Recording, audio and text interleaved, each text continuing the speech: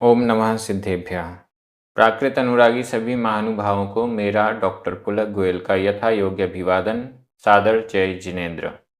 प्राकृत diploma course के अंतर्गत पाठ्य पुस्तक प्राकृत गद्य पद्य सौरभ भाग 2 का अध्ययन चल रहा है।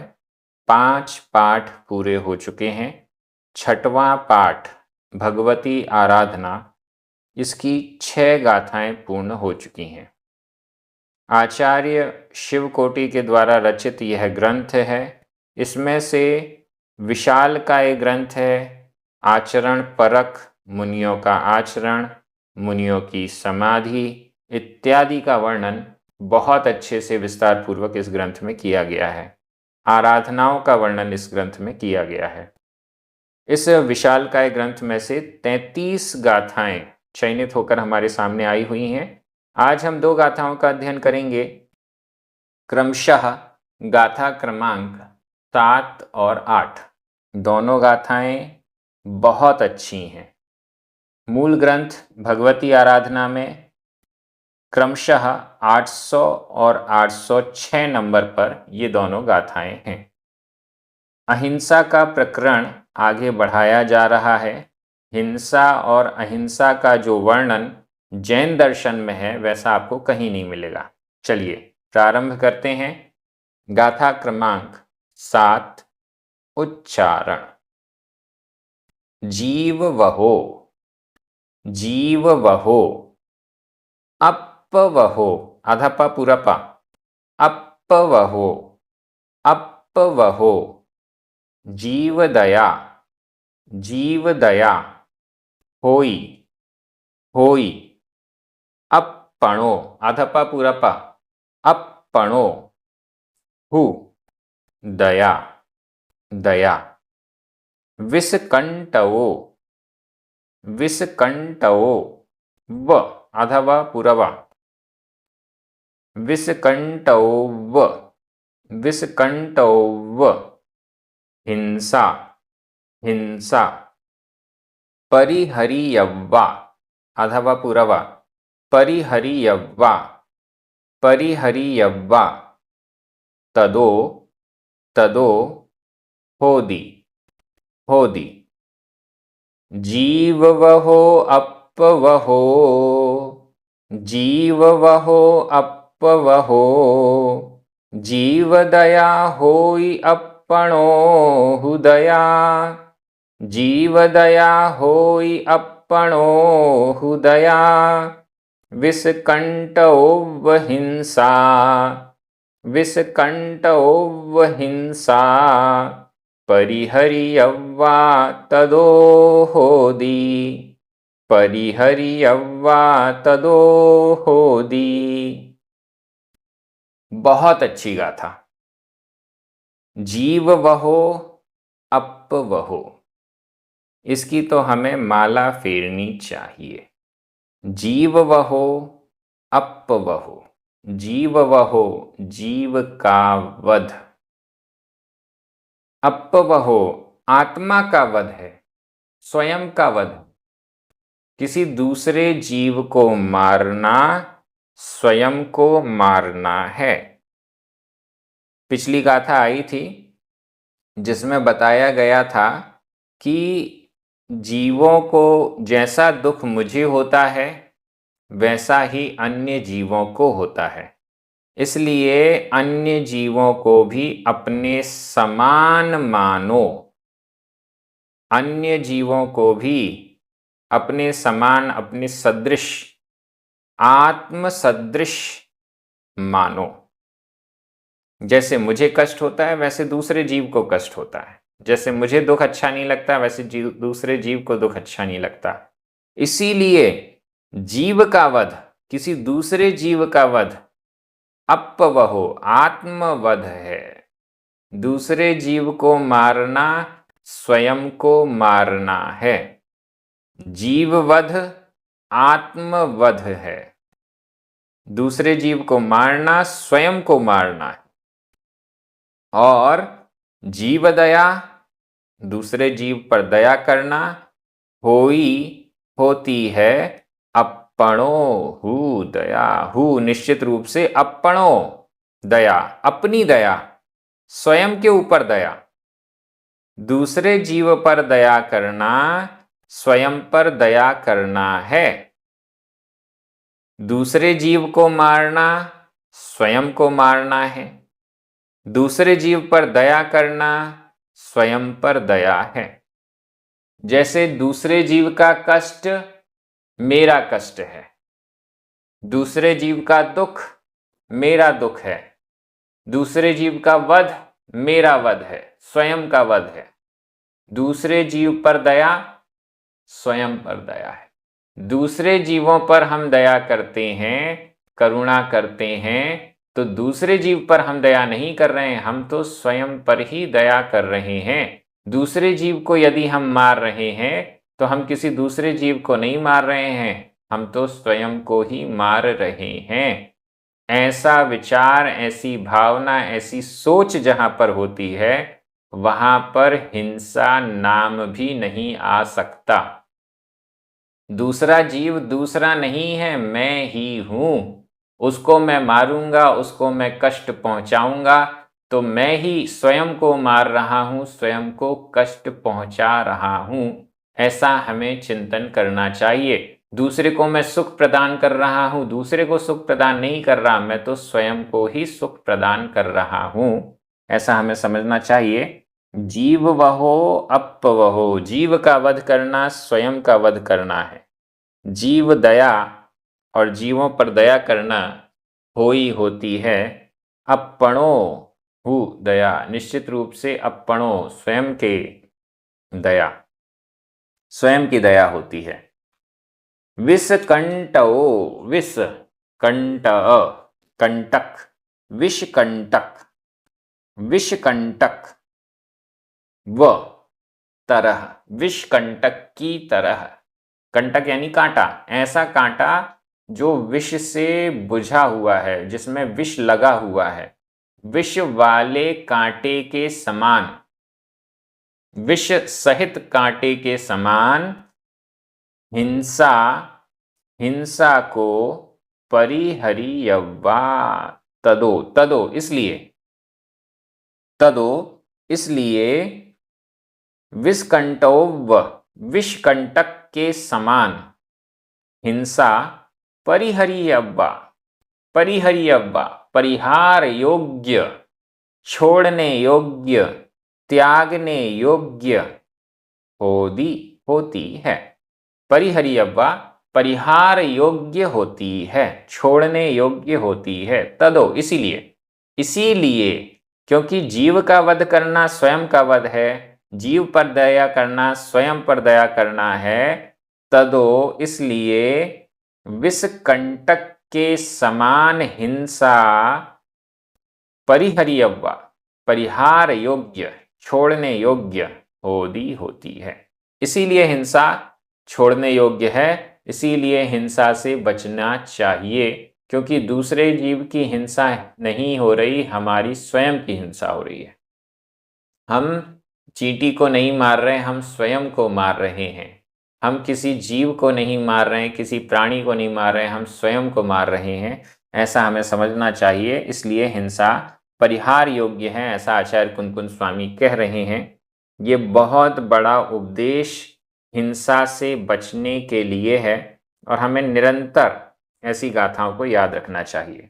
व्याकरण की दृष्टि से देखिए, यहाँ पर होई प्रयोग है और होदी प्रयोग है, दोनों प्रयोग है। ई प्रत्यय भी लगा हुआ है और दी प्रत्यय भी लगा हुआ है। कई लोग कहते हैं कि एक ही प्रत्यय सिखा दीजिए, बाकी प्रत्यय मत सिखाइए।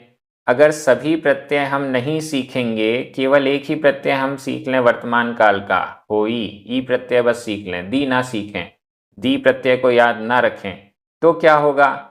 होई पहली वाली लाइन में तो समझ में आएगा, दूसरी वाली लाइन में होदी आया है तो हम सोचेंगे कि ये गलत लिखा हुआ है, इसको सुधार देना चाहिए। जब आचार्य कुंदकुंद स्वामी, अन्य आचार्य शिवकोटि, अन्य पुराने आचार्य जिन्होंने भी प्राकृत के ग्रंथ लिखे हैं, वो एक ही गाथा में दो अलग अलग प्रयोग कर रहे हैं, तो इसका मतलब ही है कि यही प्राकृत है। प्राकृत कोई एक प्रयोग पर चिपकने वाली भाषा नहीं है। प्राकृत हमेशा विकल्प सहित रही है, वैकल्पिक व्यवस्था को स्वीकार करने वाली रही है। इसीलिए यहाँ पर आपको होई भी नजर आ रहा है और उसी गाथा में होदी भी नजर आ रहा है। ये प्राकृत की मूल भावना है। प्राकृत का हम कह सकते हैं कि यह उसकी अंतरंग प्रकृति है, जहां विकल्प जरूरी है। व्याकरण की दृष्टि से देखते हैं। जीववहो, अप्पवहो, जीवदया, अप्पणो, दया, विस्कंटवो, हिंसा, परिहरियव्वा, ये सभी प्रथमा विभक्ति के एक वचन हैं। परिहरियव्वा यह विधि कृदंत का प्रयोग है। होई, होदी, ये दोनों ही वर्तमान काल अन्य पुरुष एक वचन के क्रिया रूप हैं। हु, व, तदा ये अव्यय हैं। मैं हिंदी अर्थ कर रहा हूं, आपकी नजर प्राकृत शब्दों पर जानी चाहिए। जीव वध आत्मवध है और जीव दया निश्चित रूप से आत्म दया होती है। इसलिए विषकंटक के समान हिंसा छोड़ने योग्य है। इसलिए यह हिंसा विषकंटक है, जहर से बुझे हुए कांटे के समान है। अगर टच भी हो गया तो सर्वनाश हो जाएगा। अब हम अगली गाथा में चलते हैं। गाथा क्रमांक 8, उच्चारण। जावैयाइम, जावैयाइम, जावैयाइम, दुःखाइम, अधक ख, दुःखाइम, होन्ति, होन्ति, लोयम्मि, अधमपुरमा, लोयम्मि, चदु गदि गदाइम, चदु गदि गदाइम, चदु गदि गदाइम, सव्वाणि, अधवपुरवा, सव्वाणि, सव्वाणि, ताणि, ताणि, हिंसाफलाणि, हिंसाफलाणि, हिंसाफलाणि, जीवस्स, अधस पुरस, जीवस्स, जीवस्स, जानाहि, जानाहि, जावैयाइं दुःखाइं, जावैयाइं दुःखाइं, होन्ति लोयम्मि चदु गदि गदाइं, होन्ति लोयम्मि चदु गदि गदाइं, सव्वाणि ताणि हिंसा, सव्वाणि ताणि हिंसा, फलानि जीवस्य जानाहि, फलानि जीवस्य जानाहि। बहुत अच्छी गाथा। जावैयाइं जितने, जावैयाइं जितने, जितने क्या? दुःखाइं दुख, जावैयाइं दुःखाइं, जावैयाइं जितने, दुःखाइं दुख, जितने दुख, जितने दुख। इसका एक और विशेषण दुख का, चदु गदि गदाइं। चदु चार, गदि गति, गदाइं गत, चतुर्गति गत, चार गतियों से संबंधित, चार गतियों में आए हुए, चार गतियों में, चारों गतियों में जो प्राप्त होते हैं, चदु गदि गत, चारों गतियों में जो प्राप्त होते हैं, ऐसे जावैयाइं जितने भी, दुःखाइं दुख, चदु गदि गदाइं चार गतियों में आए हुए या चार गतियों में व्याप्त जावैयाइम जितने भी दुखाइम दुख होंती होते हैं। लोयम्मी लोक में चतुगति गदाइम चार गतियों में व्याप्त जावैयाइम जितने भी दुखाइम दुख होंती होते हैं। लोयम्मी लोक में, तीन लोक है, ये पूरा तीन लोक संसार है।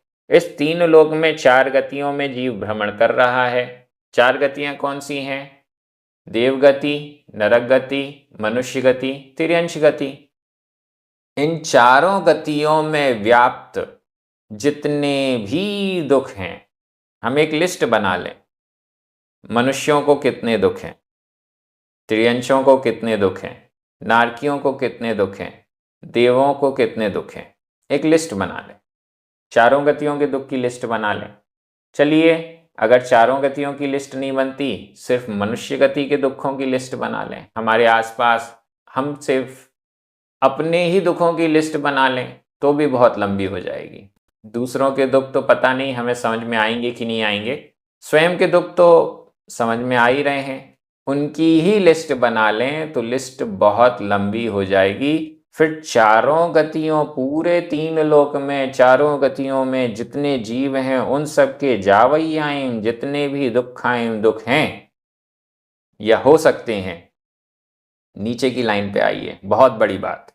सव्वाणी ताण, सव्वाणी सभी, जितने भी दुख हैं, सव्वाणी सभी, ताणी वे सभी, ताणी सव्वाणी वे सभी दुख हिंसा फलाणी, हिंसा के फल हैं। वे सभी दुख हिंसा के फलाणी फल हैं।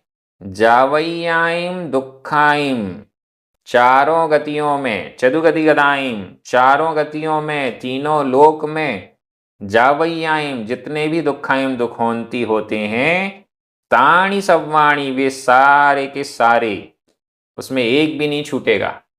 ताणी वे, सव्वाणी सभी, वे सभी के सभी हिंसा फलाणी, हिंसा के फल हैं। किसकी हिंसा के फल हैं? जीवस्स, जीव की हिंसा के फल हैं। जीव की हिंसा के फल हैं। जो भी दुख आज मैं भोग रहा हूं वो इसलिए दुख भोग रहा हूं क्योंकि पूर्व भवों में मैंने किसी न किसी जीव की हिंसा की है और उस जीव की हिंसा के फल स्वरूप इन दुखों को मैं भोग रहा हूं। पूरी दुनिया में, पूरे तीन लोक में, चारों गतियों में जो भी जीव जिस भी प्रकार के दुख को भोग रहा है वो उसी कारण से है, उसने पूर्व भवों में किसी न किसी जीव की हिंसा की है। हिंसा के फल हैं ये। ताणी सव्वाणी हिंसा फलाणी, वे सारे के सारे दुख हिंसा फलाणी, हिंसा के फल हैं। जीवस्य, जीव की हिंसा के फल हैं। किसी दूसरे जीव की हिंसा की होगी, उसके फल हैं, ऐसा जाना ही जानो। हे भव्य जीव, तुम ऐसा जानो। हे भव्य जीव, इन सभी दुखों को तुम हिंसा, जीव हिंसा का फल जानो, जीव की हिंसा का फल जानो। बहुत अच्छी गाथा है। ये गाथाएं यदि हमने पढ़ ली तो हिंसा हमसे हो कैसे, हम तुरंत हिंसा करते हुए ध्यान देंगे। अगर मैंने इस जीव की हिंसा कर दी, अगर मैंने इस चींटी को भी मार दिया तो इसका फल मुझे क्या भोगना पड़ेगा। एक चींटी को मारने पर मुझे कौन सा दुख होने वाला है, इसका यदि विचार आ जाए तो हम निश्चित रूप से हिंसा से दूर हो जाएंगे। बहुत अच्छी गाथा, व्याकरण की दृष्टि से देखिए। जावैयाइम दुखाइम चदु गदि गदाइम सव्वाणी ताणी हिंसा फलाणी, ये सभी द्वितीया विभक्ति का बहुवचन है। इसमें चदु गदि गदाइम, गद, गद यह भूतकालिक कृदंत का अनियमित प्रयोग है। होंती वर्तमान काल अन्य पुरुष बहुवचन का क्रिया रूप है। लोयम्मी सप्तमी विभक्ति का एक वचन है। जीवस्य षष्ठी विभक्ति का एक वचन है। जानाहि विधि एवं आज्ञाकाल मध्यम पुरुष एक वचन का क्रिया रूप है। इस प्रकार से व्याकरण हो गई। मैं हिंदी अर्थ कर रहा हूं, आपकी नजर प्राकृत शब्दों पर जानी चाहिए। लोक में चारों गतियों में व्याप्त जितने दुख होते हैं वे सभी जीव के हिंसा के फल स्वरूप होते हैं, ऐसा हे भव्य जीव तुम जानो। सारा का सारा जो दुख हम भोग रहे हैं वो सब का सब संपूर्ण हिंसा का ही फल है। इसलिए अगर हमें दुख पसंद नहीं है तो हिंसा ना करें। बहुत अच्छी गाथा। ये सारी गाथाएं मनन चिंतन योग्य हैं और इसके बाद अपने आप हम हिंसा छोड़ देंगे, हिंसा कर ही नहीं पाएंगे, ऐसा अगर हम बहुत अच्छे से अध्ययन कर रहे हैं। प्राकृत डिप्लोमा कोर्स के अंतर्गत प्राकृत का गंभीर अध्ययन हो रहा है। प्राकृत की व्याकरण, प्राकृत का साहित्य आपको गहराई के साथ प्राप्त हो रहा है। ये बहुत अच्छी बात है। ये क्रम इसी प्रकार से जारी रहेगा। सभी को जय जिनेंद्र।